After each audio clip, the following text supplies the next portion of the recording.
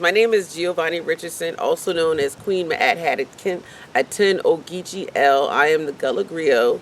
I am a spiritual, holistic practitioner amongst the Gullah Geechee people. We using that information, and that is what I do to talk about the history, the connections of the Gullah Geechee people, and how their importance matter in the society that we live in. We're standing on a burial ground, which is one of the family's burial ground called Stem Point, and I'm here to talk about not only the connections of the family, but how the family connections in this burial ground preserves the history. It also brings in all the tribal information of history that leads to this cultural preservation. When I was 6, I was anointed as a seer, a foreteller. I unconsciously spoke a lot about people dying. I unconsciously spoke a lot about history that I was way too young to know about, and so I was in turn. They didn't call me a griot until I became older, but I was a storyteller. So they knew that I saw the future. And then with that, as I got older, I realized what the discovery of the griot actually is. And then I just evolved into being that. So I don't know. It came with the territory. So I use the knowledge that I have to go into different schools, whether it's different subjects, and I can bring that history in. I'm a comedian, I bring that in. I talk about the untapped spiritual side of things. I talk about the medicinal folklore. I talk about a lot of the things because and when people say storyteller, everything has a story. So every subject has a story. So the word storyteller is not just for history. It brings in all kinds of things, which brings everything together. So like as a key point, I go around and I talk to people and answer questions, and being the fact that I can actually communicate on both sides of the stories, I can talk very articulately so people can understand what I'm saying, and I can talk very unarticulately. So I can actually talk to the families of the people who don't really speak English as well as others, so I'm like that median in the middle. So that's the purpose of being a griot. Well, it seemed to stand out to me because I would imagine like a teacher where I'm from, a Western European teacher, would view something as like, I teach about medicine, I teach about math. In West African culture, are there teachers for very niche subjects, or is it just storytelling? Well, it's actually considered holism. So in holistic thought, you know every subject, but then you have those who are specific to certain things. Like in my world is about health and wellness. So that's my niche, health and wellness. That brings in medicine, spirituality, and food. So I am an expert in those areas, where some people are experts in language, and some people might be an expert in family culture, and some people might be experts in governmental culture, governments, stuff like that. So, but in actuality, we know all the subjects, but they are people who specifically focus on certain ones, and those are my 3 traits. In the holistic world is spirituality, why we're here, medicine, and medicine is food and non-foods. Do you understand what I'm saying? Like foods that we eat regularly and foods that we grow just particularly for healing. So that's where, and if you actually look at this health and wellness chart, that's where everything falls into. So that's my niche, is health and wellness. But I'm very versed on language and. We were talking earlier about how you would determine whether something is medicinal, and you said that nature speaks and plants speak. Yes, because what we have created in a mindset is the only thing that can communicate as people. Animals talk, nature talks. The plants communicate with us. But if you don't have the ear to hear, or if you are not in a specific mindset where your mind is at peace to hear the how nature communicates, then you will miss it. I explained earlier that if I have something that I'm in search of, like somebody asked me how to heal them or how to identify certain plants, I sit here in my own mindset of being meditation, and I just listen with an open ear. And sometimes you can hear verbally things talking. And I don't say that's a spiritual thing, but it could be. But you can hear things because the plants have a spirit as well. You know, they communicate just like we communicate to each other. I mean, when you look at plants growing, if they don't have a brain, but yet they know how to follow the sunlight. You know, every cell creates in a plant, just like every cell creates in a person. You know, we have that brain. Every cell has that mitochondria, which is the brain of the cell that tells it this is what you're focusing on. And even when we get into the science of stuff, we talk about the stem cells in our bodies, and those stem cells are just blank until they have to go and form a neuron, or they have to actually form a muscle cell, or things like that. Plants are the same way. They come out one way, and then until something specifies that this is how you're supposed to grow. And those things, they talk to each other, which they talk to me too. So, and that sounds a little creepy. I think it's interesting. You said that you were in Germany, and I've read a little bit about it's the Socialist Patients Collective. Yes. Did you know any of them? I did not. Well, a lot of what they were saying is, because we live in the society we do, capitalism has sort of made it so that someone who would have been viewed as a medicine man or a medicine woman, they call it schizophrenia, or they call it autism, or like a mental illness. Would you say that a lot of mental illness is actually a deeper potential? A lot of illnesses have a deeper potential, but I don't think that we're going to classify them on surface as schizophrenia. You know, autism. They throw the words around pretty easily because they have a hidden agenda. Instead of finding in holistic culture, we have to find the root cause of things. If I'm suffering from an ailment physically, it could be a mental reason why I'm suffering physically. It could be a spiritual reason why I'm suffering physically. And we have to go through the lines to find out how we're going to devise what the problem is. Most people don't know how to, because in Western medicine, we target and we work on that. So if your heart is having a problem, we target the heart, and then we create medications specifically for the heart. But the heart communicates with the liver, and the liver communicates with the kidneys. So if I only isolate the heart, I'm fucking up, excuse my language, but I'm fucking up the liver, and I'm messing up the kidneys. And holistically, they work as a unit, you know.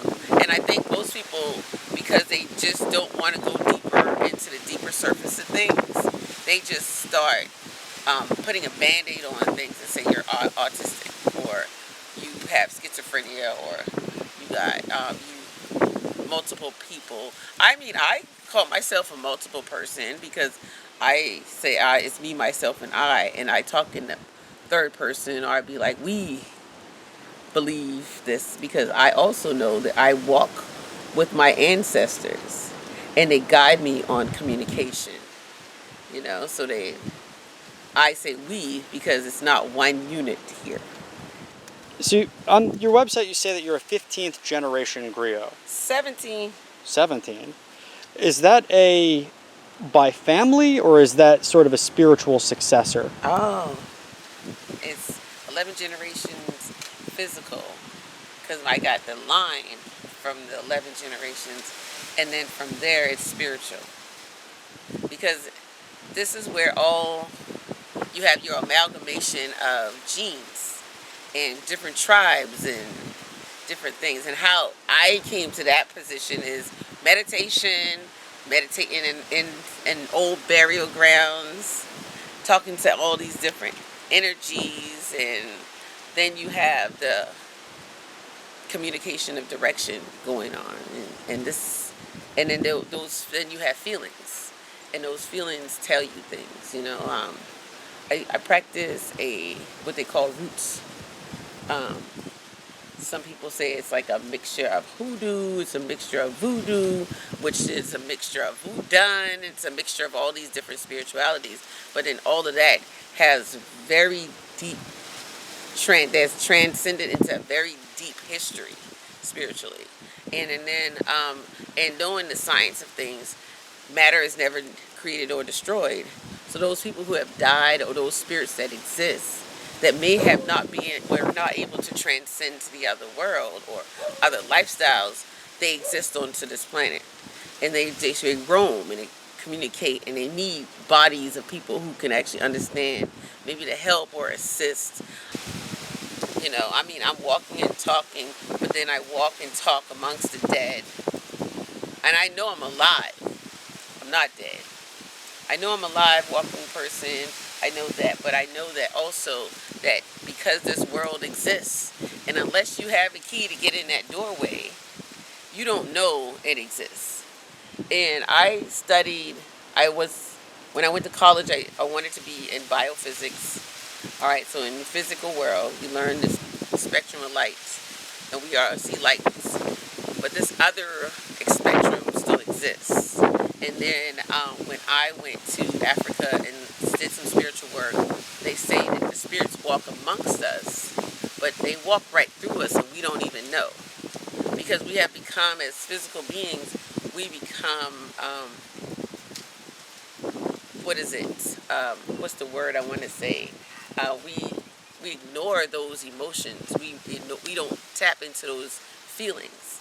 You got any other questions? Because I can ramble forever. Well, could you talk a little bit about root work? Because I was told that there's not many root workers left. So there are plenty of root workers. Next week we got a hoodoo ball. Where everybody's root workers. And next week. Which happens to fall on quote unquote Halloween, but most people don't understand those days from the 31st or the 31st to November 1st is a spiritual holiday. And then it just happens to fall on Halloween, which then makes me say, when you look back at All Hallows Eve and Halloween's Day and in European society, how this culture was influential, amongst the people. You seem to have almost identify with Celtic people when you were talking a little about Ireland. Yeah, because with the study of the Celtics and knowing that this is a society that existed because other societies didn't realize that they were medicinal workers. They did spiritual work, and because I am one of those people in society, I'm like, we got more in common than we got not in common. Well, one of the things the Celtics would do, they would sort of disguise their ancestor worship, their druidry, in Christian saints like Saint Bridget. Well, and that's what they did with voodoo culture in different areas, in Santeria, Condable, things like that. Those, especially in South America, they the Condable is a culture. They practice voodoo mixed with Catholicism, and then they named a lot of saints after Catholic priests, just so they can hide the worship, because that became something banned. Is there any? I practice roots because in this area they went underground, and then on the people on the surface, instead of incorporating a lot of stuff in, you do have some people that do bring in the Bible on certain things, like they'll practice certain spiritual chapters. They'll, like, if there's Psalms, you can use Psalms to do some good things and some bad things, as a spiritual guide. But then what they did in this area, like Georgia, South Carolina, North Carolina regional area, when it comes down to what you call hoodoo or voodoo practice, what they did is they took the practice underneath the ground and then left this the religion on top. So a lot of people go to church, but then in church they might do some practice work, you know, the way they ring dance, or they practice songs, or Are some there of the still songs. ring dances? Oh yes. So cool. I heard about it was the Liberty County, the something county, Georgia ring dancers. So you got the McIntosh County ring, the McIntosh County ring dancers.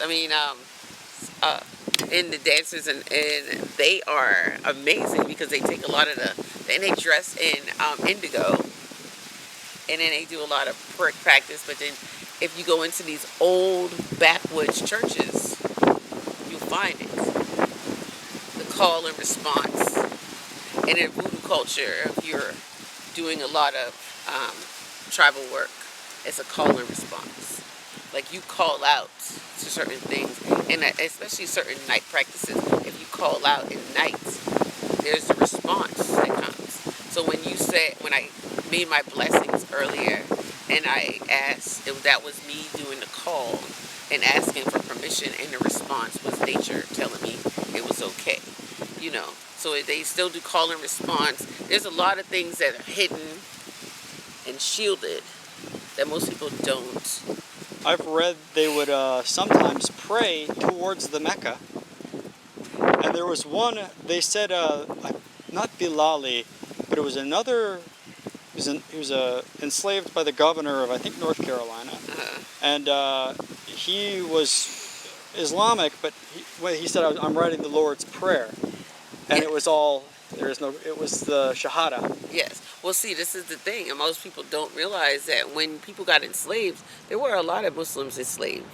There were black people that came, a lot of them that got enslaved, they already had started practicing Islamic culture, you know, and they brought Islam over here as well, you know, and so you can go into a lot of history and you find Islam amongst the Gullah Geechee exists deeply. Is it involved with root work at all? Root work existed before all of them, and because root work existed before all of it, it's involved in every spiritual culture. Is there a native name? Because you describe root work as it's called root work because it's deep. Because it's in the roots. Was it called root work before it was forced to go underground, or has it always been at the roots? Well, before it went underground, right? And so some people tie it with voodoo, all right? And so before it went under the ground, because you're dealing with different tribal practices, it was an unnamed tribal practice amongst the people. And then they decided that, you know, blending things together. Like, if you come from one tribe, I come from another tribe, and we practice basically the same thing. We're all worshiping not the same name deity, but that deity still does the same thing, you know. Then we have to at least create something that brings everything together. A root brings everything together. The trees talk to each other underground. And then do your research when it comes down to that. When they talk about in the forest by itself, like all these trees, they're individual trees, but their roots they run amongst each other.